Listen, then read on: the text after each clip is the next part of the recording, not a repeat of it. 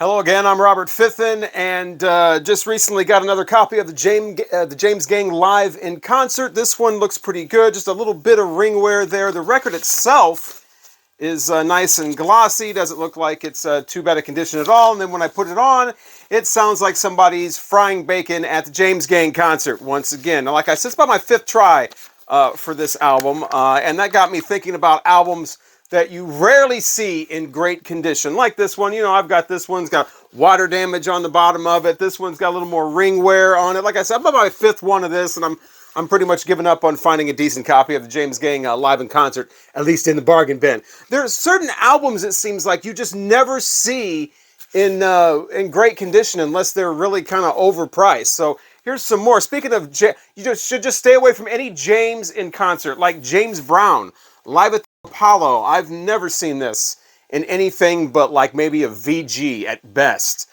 This one pretty much, you know, a VG. It's on the Blue King label because, yeah, it's kind of beat up, and the cover, it's about the best cover I've seen of this. At least it's not torn anywhere or split. Usually this has all kinds of split seams in it and everything like that. And you definitely want to get the record of this. The CD, they take away a lot of the audience because here's a secret. The audience was kind of, you know, recorded at a separate time and just kind of put on their fake to make it sound like it's just a crazy, insane, intense show with everybody screaming. Apparently that was an added after effect. Sorry to burst your bubble, but yeah, the CD removes that.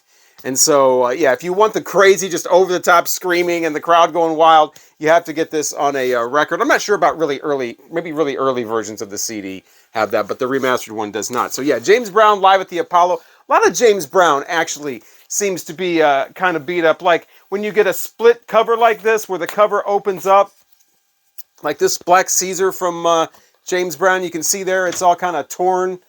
You know, from this being in a record collection like that, and somebody just sliding the next record in over it and breaking that down. You see these all the time, these fold open covers that are just beat up. Here's one from Emerson, Lake and Palmer. This isn't too bad, it's brain salvage surgery, but you can probably see there it's still all kind of wrinkled there and a little bit of a tear there from people having it in their collection and trying to shove a record into it. Bill Withers, Still Bill, is like that. Got a little bit of wrinkle going on there. This is the worst, though. I had to pull this out of the shed.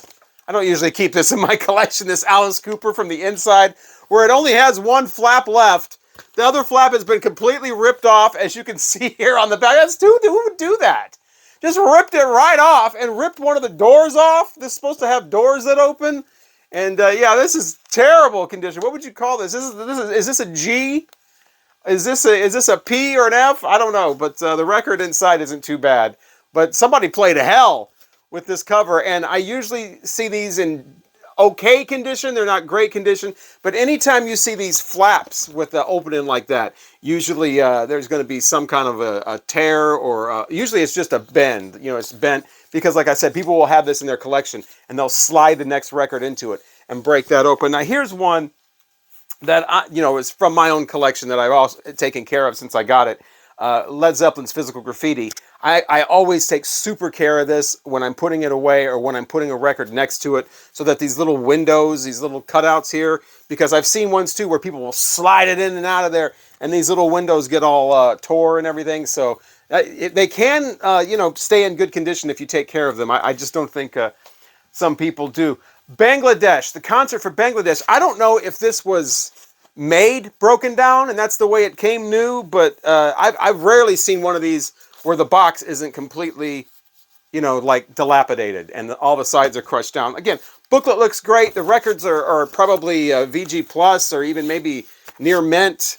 And they're going to fall out of the bottom here, but yeah, the box of this, I've rarely ever seen one where the corners aren't all broken and the box is just kind of basically just sitting on the records like that. Rolling Stones early albums on London. Now, once they move to the Rolling Stones records, those are usually pretty good. Now, sometimes you'll see sticky fingers with that zipper thing kind of bent up or whatever, because again, people sliding in the record next to it.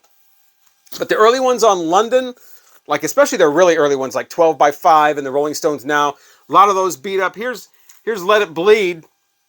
2 different copies with the exact same ring wear.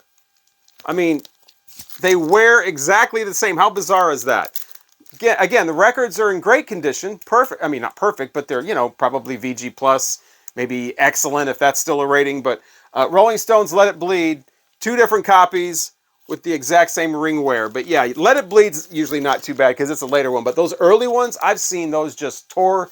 I don't know if Rolling Stones fans back in their early mid-60s were just kind of rough people that, yeah, we're tough. We like the Rolling Stones. We like to just throw our records on the floor and walk all over them like in Rosemary's Baby or something. But yeah, they're usually the earlier London releases from the Rolling Stones, hard to find in good condition, as are the Monkees.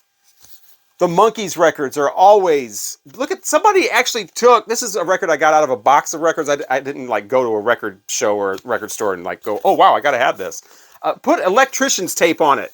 I guess to keep the, the current like inside, to keep it insulated so the excitement doesn't burst out. They gotta tape it up with electrician's tape.